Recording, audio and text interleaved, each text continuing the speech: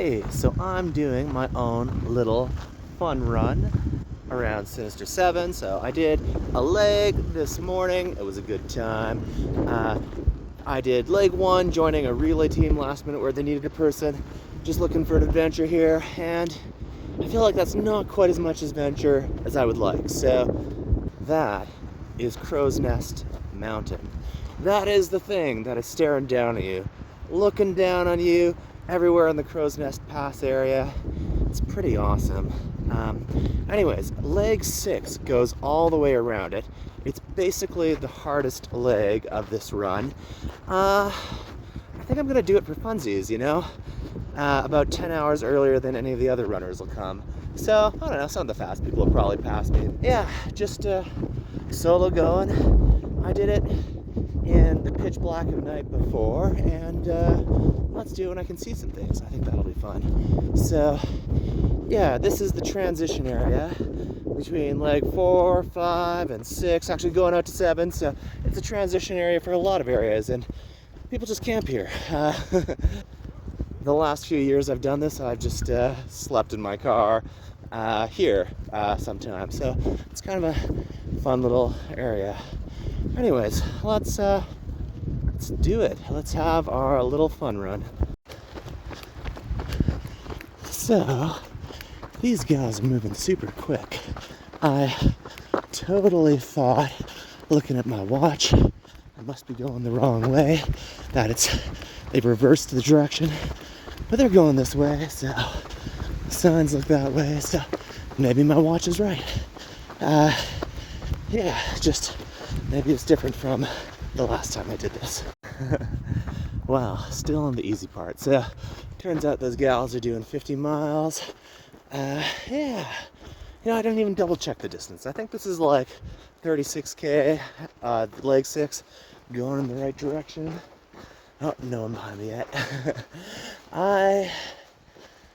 We'll see. It's just glorious being out on a beautiful day in the sunshine, in nature, seeing the mountains. This is the most centering thing. With making a bit of an adventure journal, I thought before starting this little leg by myself, rogue, I might enjoy just kind of mentioning some relationship ideas I've been thinking about. I have watched way too many YouTube videos, and I don't know, read about 5 books now. I'm gonna get through 7. Got 2 more on my to-do here, where, yeah, I don't know, somewhere in this post-breakup thing, I've just thought if only if I can learn a little bit more, if I can figure it out, I don't know if that,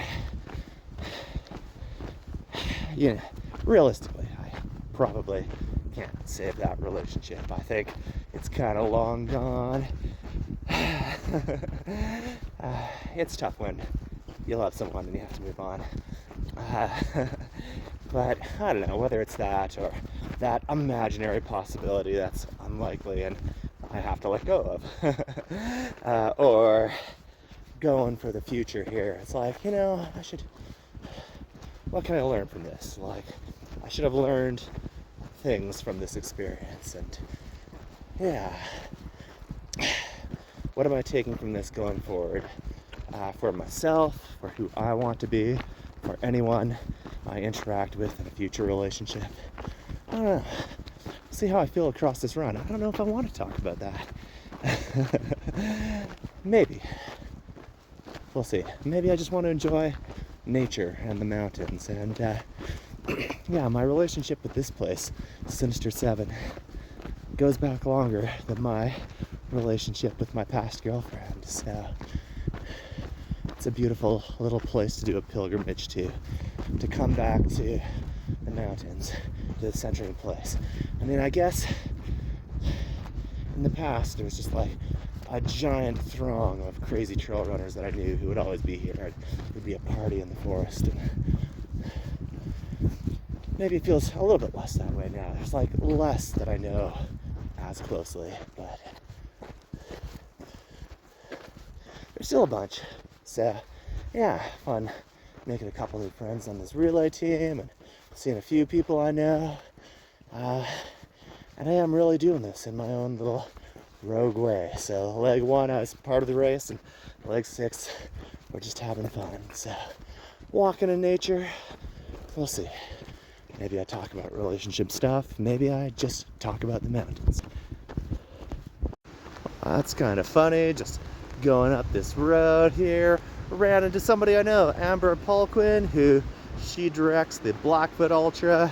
I've seen her at a number of other races too, so yeah, the trail run community is small. Like, if you've joined the crazy, you see the crazy people everywhere. But she's not racing today. She's volunteering at 7A, but she thought she'd just go up and see the ridge in daylight, which is kind of what I'm doing, but I'm gonna do the whole thing because, you know, normally if you're doing either the relay or, you know, the actual like 100-mile thing, like, you get to leg 6 and it's a beautiful mountain. Obviously, Crowsnest Mountain is beautiful, but you're normally like starting running it at like midnight or 2 a.m. and I don't know, chatting with these newfound teammates here. Like, I remember doing a leg of 6 where I probably started at 2 a.m. and you don't see a lot because it's pitch black. It's just your headlamp in the dark. And man, it is such a surreal thing when you're on top of the mountain and you look down the crest there, look down the spine of this mountain, and it's just like all you can see is the headlamps of the runners outlining the edge of the mountain all the way down from when you're on top. It's, man, cool. Nothing like it, but let's check out 6 in the daylight.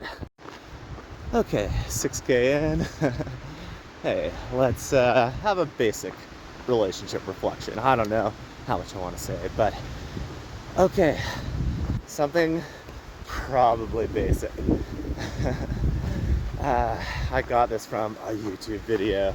So, you know, in a relationship, generally people want to feel safe, seen, and supported. Safe, seen, and supported.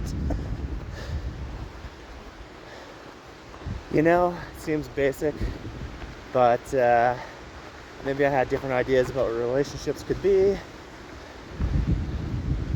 I did not do all those things for my ex here to make her feel safe, seen, and supported. And that's probably my biggest area of regret. So, one of her friends, who I'm still connected with on Facebook, her friend's mother had passed away a little while ago, and she made this post, and yeah, part of it was just about you know, telling people how much you care when they're around. And I guess at some point they're not around anymore. And yeah, it's very easy to think like, I wish I'd said that more.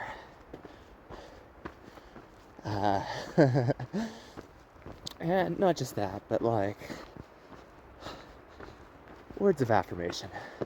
Like, yeah, future relationships, whatever. It's I want to make sure I'm doing those words of affirmation more for whoever I'm with in the future. So there's this YouTube video I saw last night by a guy named Aaron Doty, and yeah, sort of he has an interesting idea, you know, when you need to let go, that you know, the person you hold on to a bit it's not the person, it's, who you were with that person, and the meaning you gave to that person. So you give a meaning to a thing. I don't know, without being specific about my person here, he kind of says like, okay, I'm holding on to this battery here. Why can't I just let this battery drop and hit the floor?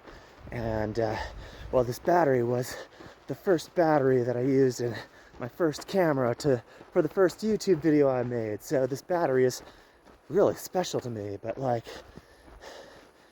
no, dude, you can just let the battery drop. And, yeah, so that's kind of really interesting to think about. Like, what are the meanings you give to something you're holding on to, or a relationship that you still partly hold on to? So, yeah, I kind of made a list of meanings for myself last night. Like, what were the meanings I gave to this relationship? And a lot of those meanings can probably be found in other places. You can find a lot of these things in you. You can find all the peace, all the joy, all the love within yourself. You don't need permission from anyone else to feel peace, joy, or love. Humans are social people, though. We're social creatures, and yeah, we can definitely attribute those to people, those feelings. I think a lot of those particular feelings, peace, joy, love, you can find those with other people also, or other things. And, to make my list of meanings there, yeah, I can find a lot of those meanings with other people. Maybe I can find some cool and different meanings with other people too. And, probably some will be lost, And it's like, you get people who check certain boxes and they don't check others, and different people check different boxes. Not all the boxes can be checked. Yeah, I've said it to myself, like, I can't check all my own boxes. Like, I'm going up this mountain right now, and it's fun. I don't know, I'm not the crazy fit person I was in the past, and I mean, I'm still fit, but like, do I need the level that I was? I mean, yeah, so I think you have to be realistic, and, what really is important. So, maybe one of those meanings, when I sit and reflect on it a little bit, that I wrote down last night is, probably just a thing in any relationship. I think when you're in a relationship, there's aspects of self-disclosure and intimacy, and, those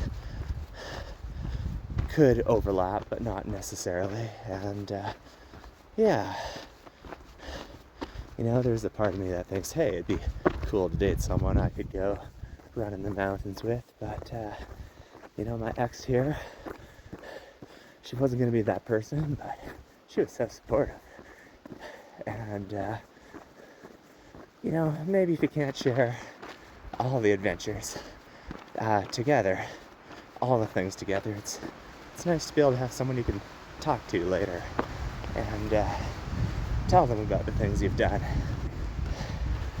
And, yeah, I mean, I don't know, post on social media or whatever, but like, who really cares that deeply that I'm wandering in the mountains by myself? Well, my past girlfriend was into those stories. And, you know, I tried to be a good listener for her all the time. Was I always? I don't know. There's definitely times I was tired. There's definitely times where my attention had been other places, but I intended to be a good listener. I don't know. So, it's worth some self-reflection. But, yeah, it's really, I think that's just like a thing in a relationship. Like, can you share? Can you tell the stories? Is there someone who really cares about what you've been doing or what you have to say?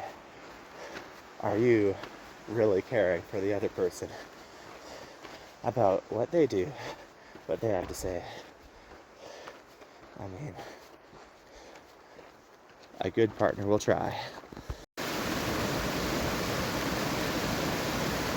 You know, I saw it said in one YouTube video, but I've always known this, you know. I don't need YouTube to tell me. Being in nature is a healing experience.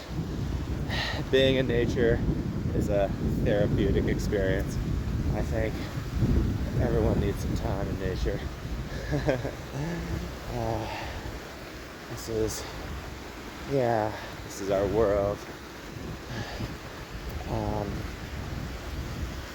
Being in nature to me has been some part of the trail runner experience, some part of, well, of course the trail runner experience, but it's like, it's my church. So, nature, I mean, often with people and community and fun and movement and health.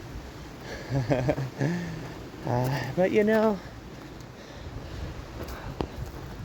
well, I was just passed by another 50-miler as I do my party pace hike here. So they're on a different race, different direction than the 100-mile full or relay. But yeah, don't want to talk like a weirdo to myself when someone else is coming by. Put the phone away. 100% though, being in nature is centering. Being in nature is healing. I mean, some people might get grumpy if they're going up a mountain, but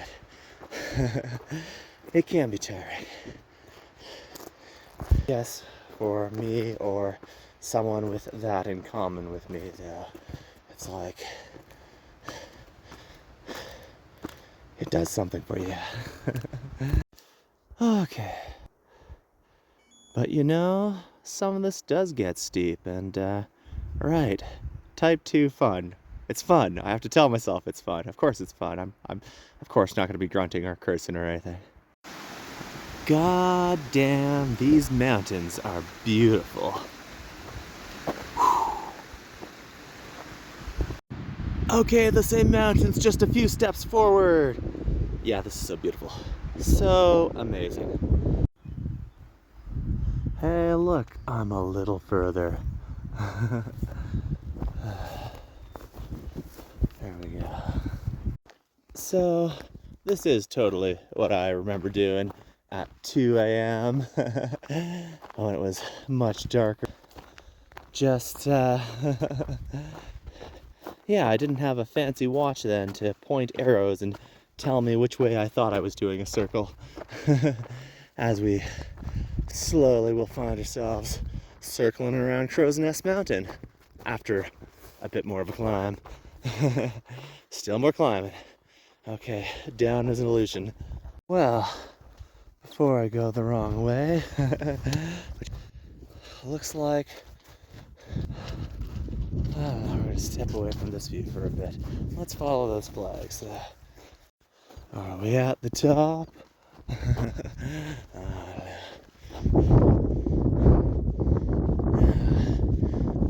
feel like this is probably, I think this is my memory here, descending this and seeing the headlamps just lighting up the ridge of the mountain.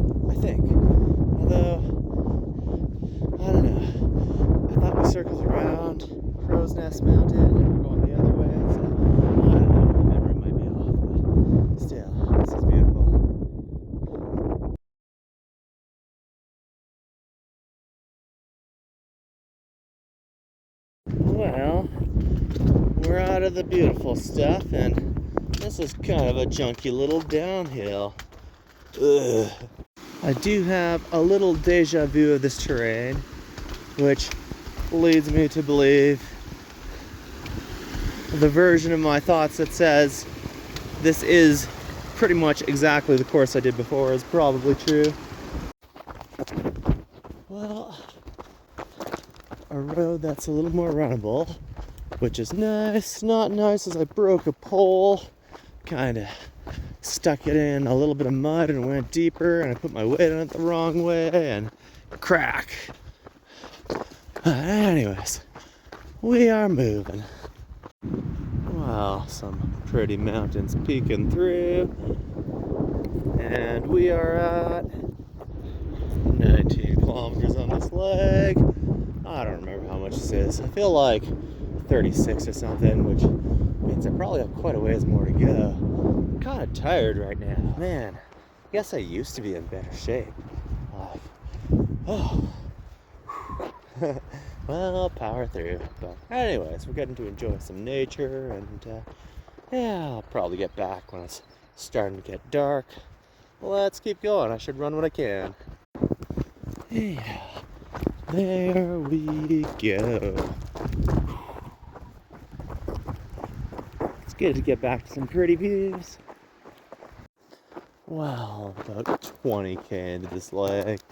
I did want a bit more adventure, but man, am I tired, so yeah, we'll see how much we have in the end between the two legs. I mean, I think that's a good amount of exercise, but I think I picked well here, like, good amount of exercise, good amount of adventure. Feels like a good amount of adventure, but yeah, any more than this, like, I'm just not, I'm not the insane level of fitness I have been, you know?